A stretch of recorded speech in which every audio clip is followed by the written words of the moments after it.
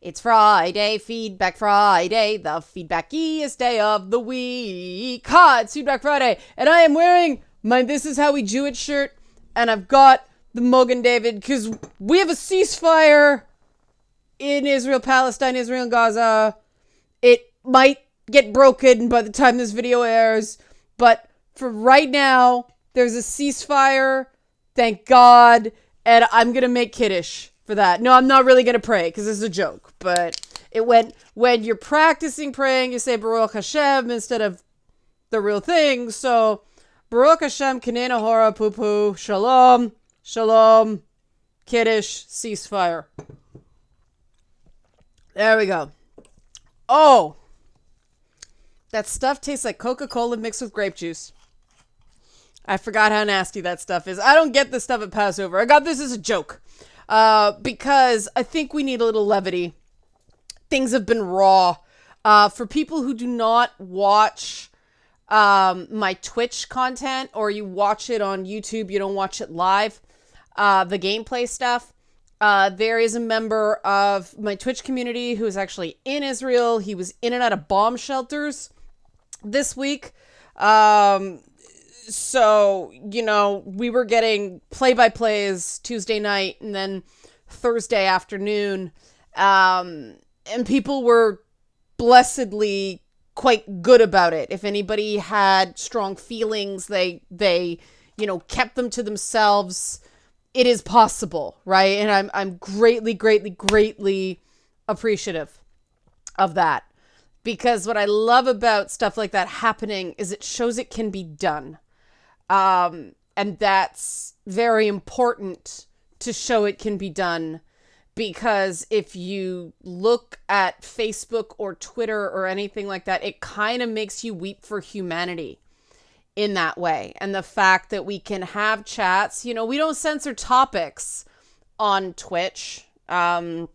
We, you know, as long as people are cool, we talk about stuff, you know, and some of it gets tense. I think the tensest conversations we actually have been about particular kinds of autism therapy that, you know, used to involve physical punishments for things. But, you know, we do it because everybody's cool and everybody acts like an adult. And I think it's very important that before you tell anybody else how to live, you have to show you can do it yourself.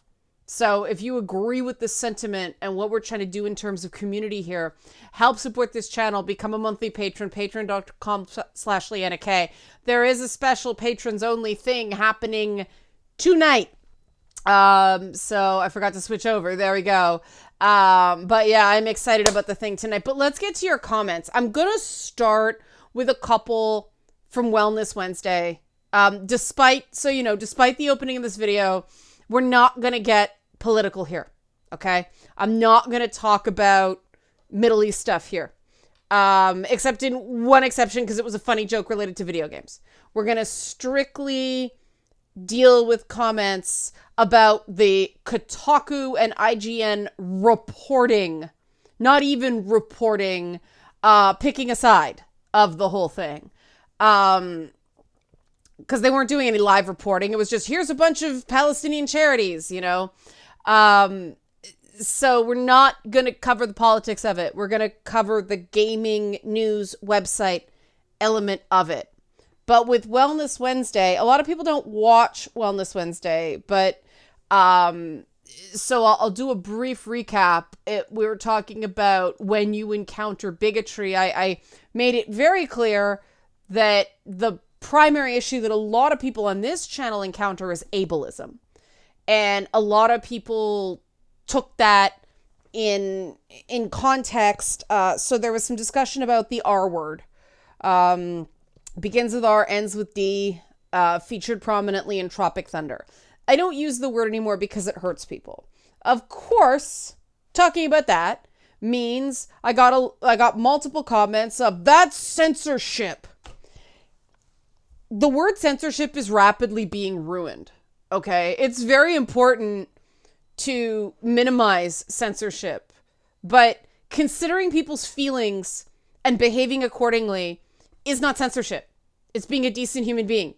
No one is forcing you. No one is forcing me to not use particular words, except YouTube. I am careful about certain things. Sometimes I am self-conscious about my swearing on Twitch when I know somebody's parents are in the room, even though they're adults, and I'm sure the parents have heard swears before. It's still that thing. That's not censorship. That's me being considerate.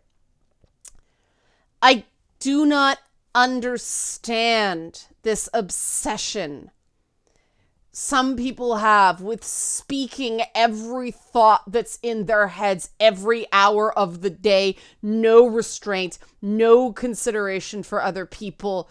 That's not healthy. When you feel like you need to say anything you want, there's something not right there. Stable, secure people don't have that need. I think sometimes people choose to use words that offend with cause, for effect, whatever, but they do that prepared to accept the consequences of using a word that is offensive. They know it going in. They're not cute about it. Please stop overusing the censorship argument.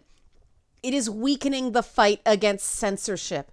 If everything is censorship, then nothing is censorship. And people are not just starting, people have been laughing off the whole argument for a while. And this is relevant because, the shoe's on the other foot, like the polls shifted with the IGN thing. More on that in a bit. One of the things I said in the Wellness Wednesday video is, my position that if you have to start a sentence or include in a sentence, I'm not a bigot, but maybe whatever follows that, you shouldn't say. And people took issue with that. One person said, what am I supposed to do? Am I just supposed to say it and not show my ignorance or just not speak out of fear? It's not about fear. It's not about fear. I don't get this. It's the recognition that if you feel the need to preface it with, I'm not a bigot, but you know that what you're about to say might land badly. So if you're concerned about the feelings of the person you're talking to, maybe don't say it at all.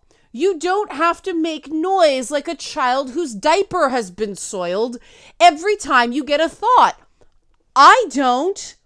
I weigh into these things incredibly trepidatiously, knowing I kind of have to, because I've got people, DMing me going, I'm really scared, and this is part of my job, right? It is part of my job to offer opinions on these things. You guys don't want me pulling punches.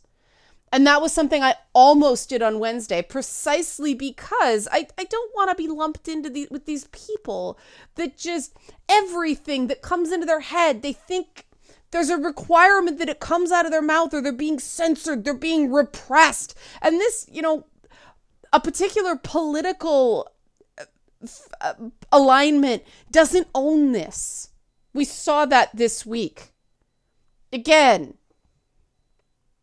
sometimes, that old thing, it is better to stay silent and be thought a fool than to speak and, remove all doubt. That got broken a lot this week. This is something I do not understand. I do not understand. I'm an introvert. I don't want to say everything that's in my head. I certainly don't need to say everything that's in my head. I don't get it. If somebody has an explanation that is not, somebody checked me on ableist language for crazy, I'm on the fence about that one. I see the point, but I don't think crazy is, mentally ill. Crazy is, it's crazy good, right? There are other contexts for it. But if somebody's got a explanation for why everything in here and in here must come out here, or angry typing, please share it. I won't read it. Like, I won't read it aloud. It'll be in the comments or whatever. But if there is an explanation for this, I'm open to it, because I'm at a loss here. I don't get why this is so important. Why does everything, every thought need to come out, blah, blah, blah, blah, I make noise, or you're being censored? It just confounds me. So moving on, remember that I said that one joke about the Middle East that I thought was funny? It came from Ryu Planeswalker. They said the Middle East, the entire thing, I'm including Egypt, Iran, Iraq, and Afghanistan, is the geographic version of the Cyberpunk 2077 launch. It is a horrible mess. Nobody knows exactly why, because how much of a mess it is, and no one has a clue about how to go about fixing it. I chuckled. Degas Rune said, so will Liana speak about the thing with Gal Gadot? I have no idea why calling for peace on both sides is a bad thing. Again, this is not about opinions about the Middle East. This is about a particular thing with a celebrity. Gal Gadot got hammered. Rihanna got hammered for different reasons. And it seems like they're not the only ones. Anybody that went, we just don't want anybody to get hurt. We sympathize with everyone caught in this conflict. That was somehow a bad thing. Now, Gal Gadot got it especially badly because she's Israeli. She was in the Israeli military, and she set out one tweet during a past thing, particularly saying, we pray basically to get rid of Hamas. Not the Palestinians, Hamas. And so there's a grudge. That's what happened there. Does it make sense? No. But it's the internet, okay? Like, your Twitter, you're talking about a place where one day it's bombardments of pictures of dead children in Gaza, and the next day Celine Dion is trending for no reason, right? That's Twitter. It is just sort of a constant mass hysteria. It is just sort of this id at all times. So I won't say hopefully that makes it more sense, Degas, because it doesn't make sense. It's just a thing that happens. And I gotta say, I really admire Gal Gadot's I don't care-edness. She seems to go through life, that scene in the first Wonder Woman with the freaking shield with all the guys behind her, like, that just seems to be the way that woman goes through life. She, stomped Joss Whedon during the making of Justice League. Didn't need to, she was just like, we're done. Didn't feel the need to talk about it at all because she handled it at the time. That woman is Wonder Woman. I don't freaking care. That she's awesome. So moving on to the Kotaku stuff. Curse Decks. The main reason Kotaku is like it is to begin with. It's funny because there are a couple theories here. They're close, so I'm reading both comments.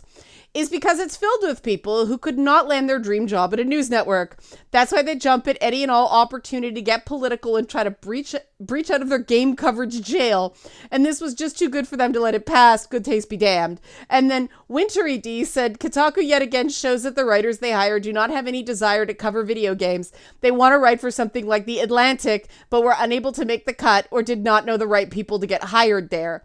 I think that might be what makes me different. Those of you who knew me from the before time know I did news. I did music news. I was an award-winning documentarian with music and youth stuff. The award was for documentary and hip hop. I did news talk radio. So, we were on air live when they found the body in a child murder once. And we had to decide on the fly what to do. When you're doing youth programming, there's a very high standard when you're doing anything topical or anything newsworthy. There are a lot of rules, and it's good. But I've done that, right? I still do political stuff with podcasting, and the reason I keep it separate is because for people who want the politics, they can have it. For people who want the gaming and don't want to deal with politics, they can have it. And that makes complete sense to me. And I don't understand why these Kotaku and IGN and so on and so forth writers, if they want to talk about politics, it costs nothing to record a podcast on Audacity and upload it to Podbean. Like, I think there might be a small fee for Podbean. I don't remember. But like, it doesn't cost very much to do a podcast. So do a podcast on politics if you want to talk about politics. That's what I do. Maybe because I've done it, I don't have this. Like, if I wanted to write think pieces for newspapers, I could. I don't want to. They're miserable environments full of miserable, bitter people. I've done it. I chose, after, I did a few TV shows, I chose to pivot to gaming. This is what I want to do. And I don't understand why other people can't make that decision too. Although, I also have the background of doing an adult show. There's a particular mindset people have at 11:30 on a Friday night when our show aired back in the day. They want to kick back, relax. It's a show that guides them into the weekend. So we had dancing girls in a hot tub and we told jokes and interviewed porn stars. That's a Friday night, right? We took the responsibility of lifting spirits seriously. We didn't feel the need to be topical. I forgot I do a radio show now that's topical locally. God, see? But, the woman who ran the dance studio that I was competitive in, a woman by the name of Maxine Ross. That's her stage name, not her real name. But she was a wartime entertainer, among other things. Her and her partner entertained the troops during, I believe it was a Korean War. She drilled into us the importance of taking people away from their troubles, of just giving them a good show.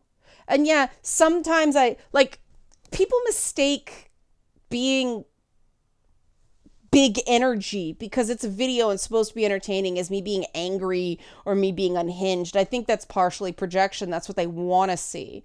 But that's just, you've been doing it this long. The minute you're not talking to yourself, I talk to myself a lot. I'm an introvert. But the minute you're not talking to yourself, you want to give people a good show. There's a nobility in that. That is a noble calling. Even if you're just writing a game review so that people can make an informed purchase on something, that is a noble calling. There's nothing better in life than doing your job well. In order to do your job well, you need to respect the job. I remember talking to the late Darwin Cook when he was alive.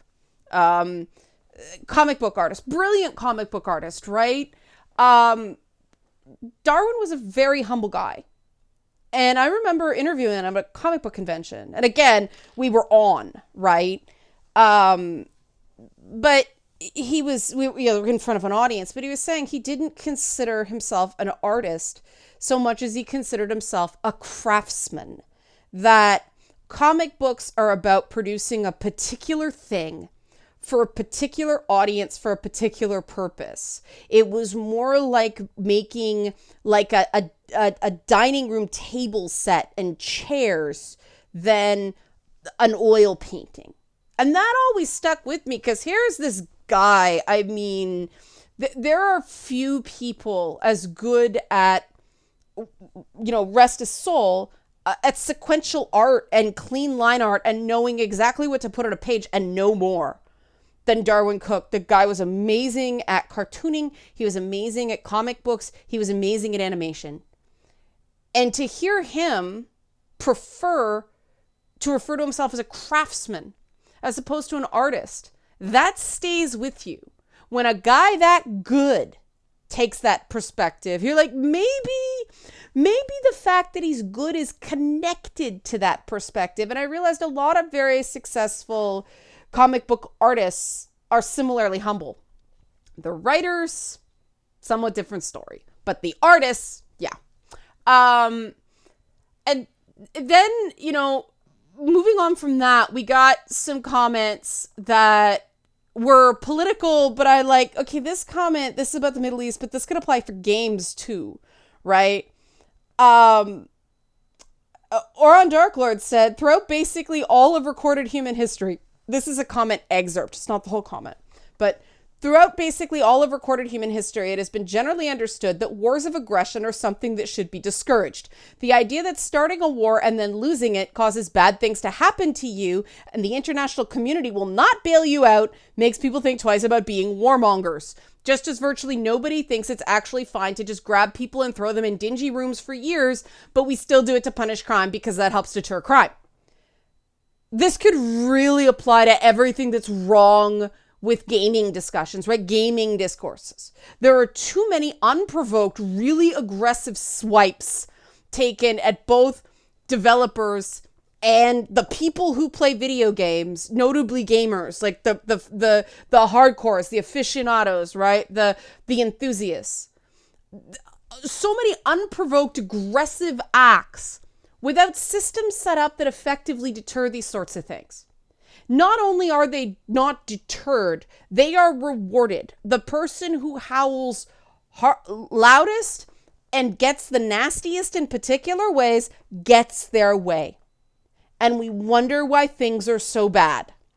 If you guys wonder why I stick my neck out and get accused of a whole bunch of things just to set the facts straight. Now, I make mistakes. Okay, I've got one thing I need to add to the Days Gone thing that I did not know when I recommended it for PC. I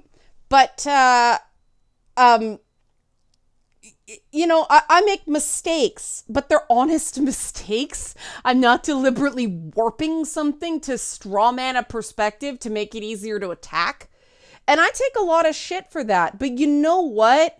Like, a couple people have noticed that I say things and they never credit me.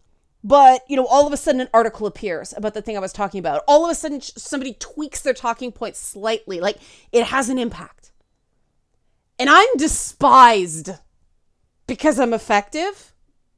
And I get no credit for being effective. But I'm effective.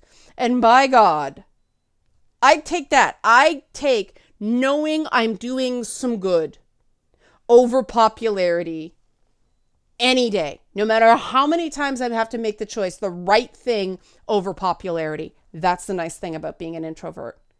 But at least somebody is calling them on their crap, And I know that this frustration is out there. And I just think if we can't do this civilly and practically and effectively and productively about video games, my God, the big problems of the world are screwed, okay? Because it doesn't work like, smarter people than us and more powerful people than us make decisions for us. Those people have to stay elected. And if people are so blinded, if people are so head up the ass about important things and unimportant things, those powerful people don't have the power to get important things done. It's very important to remember what control we do have and where we can affect change. You hear that all the time, and it's empty. But there is stuff that people can do. I mean, you guys bring something to my attention. If I can, I talk about it. You did something good. Because without you, I would never have known, right? Like, I rely on you guys to tell me this stuff because I can't be everywhere. Right? Bevan Warren said the staff at IGN, including the editorial team, are super pissed off. Their bosses took down their article so much that they're demanding a company-wide meeting about it. I'm going to tell a story from back in the day where I wrote an article. It was during the 2015 primary season. So we didn't know who the Democratic nominee was at the time. I think. Yeah, because it was Hillary and Bernie, and Biden was still in the race at that point. That's where it was. And so I wrote the different political the different political candidates as video game characters. So I had like Trump as Bowser, haha, really simple, right? Cheap, right? But you laughed. I had who the heck was it? Somebody, I don't remember. Somebody was Luigi. Hillary Clinton was Bayonetta, and that got, because the whole joke was, she kicks, she does this, she does that, and all people care about is they don't like her hair or glasses, what she's wearing, That got nixed. A committee rewrote that joke, as well as my Joe Biden joke at the time, which was that Joe Biden was the Wii U, because I'm sure it's very good. I'm sure it does a lot of good things, but no one can explain exactly what it does. An entire committee at the website I wrote for, from people all over the world, people were weighing in that didn't even know who Bernie Sanders was. Because I called him Kirby. That Bernie Sanders, he can be a tank, he can be this, he can be that, he can fly, he can do this. But all anybody ever sees is a pinko, right? Like, they were all jokes like that, and they didn't know who Bernie Sanders was, so they didn't get the joke. And that mattered. Somebody in Europe didn't know, they know who he is now, but it just got, back in TV, we called it the shitifier. It just got shitified. And when I rewrote the whole thing to make Hillary Clinton Samus Aran, because they wanted the first female president, the first female candidate, I'm like, this is a comedy joke. I'm not going to flag wave about the woman when I'm making fun of all the dudes, right? I'm not going to do that. But I'm like, okay, Hillary, when the world's broken and you need somebody to go in and do the dirty work and clean up all the messes, call Hillary. Unfortunately, it's like Samus Aran. Unfortunately, people already know she's a woman or something. I made it work, but then it got hung up on the freaking Joe Biden thing. I made it Cranky Kong, and it was, bunch of malarkey, like, I don't get it. It just sort of died on the vine. This happens at websites. I should have pulled it up from my personal blog because I published it there, because I'm like, this was stupid. This was not held back because of the quality of the article. This was because an editorial committee was trying to write the article instead of just deciding whether or not and where and in what context the article should be published. There were a couple more Republicans. I remember Jeb Bush was Luigi, because all people kept talking about was his, player one brother. I like that one. But it happens. It's always happened. So for the staff at IGN to get all up in arms about this, it's like they've memory holed journalism from the time it started. Stories get spiked all the time. And sometimes you don't get a reason. You just get, there's not enough here, come back when you get more. It's part of the job. You can't freak out when your boss makes a call. Talk to them. If you don't like the answer, go somewhere else. Just be an adult about the whole thing. This is not new. And quite frankly, again, I don't disagree with the decision IGN management made, because it wasn't about video games or pop culture TV shows or nerd movies or comic books or anything else that IGN covers, right? Right. People talked about Deadspin. People talked about Gawker. All that kind of goes out the window because of this IGN thing.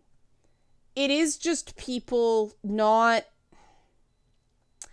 recognizing that all jobs have limits. And it is very important to remember what you've been hired to do and why that's important. Now, on that note, like I said, I need to make a thing about Days Gone, because since I put this up, there was a story. I haven't been able to look into this. I'm just, buyer beware. There's apparently pretty invasive data collection on the PC version. They claim it's anti-pirating. You can firewall it so the data gets collected but not sent anywhere. I just wanted to let people know that. If you prefer to buy the game on PS4 for that reason, that's why I'm letting you know. It's still a great game. I still totally stand by the game. This is data collection. I suspect this will probably get patched eventually. I suspect that this was a Sony thing, and it will probably get an opt-out feature or some things. But if you want to wait and hold out, if you don't care, you don't care, that's fine. But I'm letting people know, so if you do care, I've told you. Because I made a suggestion, I recommended the game. I want to add this because I know people do care about it. So, diligence done. If you like this sort of stuff, help support this channel, become a monthly patron, patreon.com/LianaK. I'm going to drink the rest of my very small glass of Mug and David. Enjoy your weekend. Thanks for watching.